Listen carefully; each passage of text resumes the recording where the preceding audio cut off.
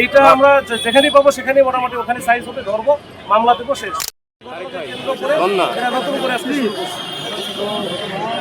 Dhaka college আসছিল যখন আমাদের ঢাকা কলেজকে আমরা প্রশাসনে পাঠিয়ে দিচ্ছি, ওরা কিন্তু ওই ঢাকা কলেজের ভিতরে ক্যাম্পাসের ভিতরে ঢুকে গেছে।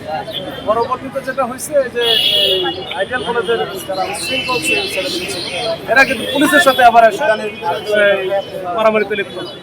তো ইট পাটকেল মারছে, আমাদের পুলিশের বেশ কিছু আহত হয়েছে।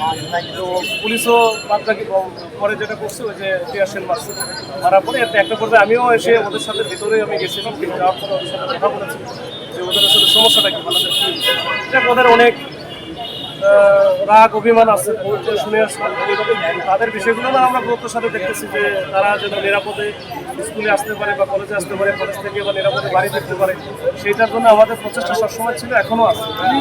তারপর বোঝানোর পরে এরপরে আমরা চলে আসি যে আজকে তো মোটামুটি শেষ।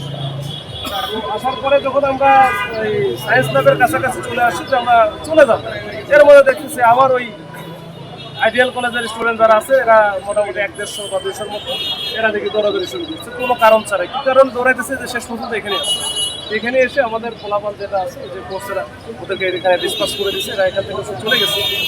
বিভিন্ন থেকে গ্রেপ্তার হয়েছে না, গ্রেপ্তার কিছু আমরা ধরে ফেলছিলাম, কিন্তু পরে স্টুডেন্ট বলে আমরা আর কোনো কিছু করে নেই, আমরা রিক্সাতে উঠে দিয়ে ওদের বাসায় পাঠাই দিচ্ছি। আহত কেমন হয়েছে আপনাদের বা ওদের কি হচ্ছে কিনা? আমাদের আমরা এখন ওদেরটা তো আমরা ওইভাবে জানি না, ওটা পরে হয়তো বুঝতে পারবো। আমাদের 5-7 জন খবর আহত হয়েছে। এখন পরিস্থিতি কি পুরোপুরি নিয়ন্ত্রণে?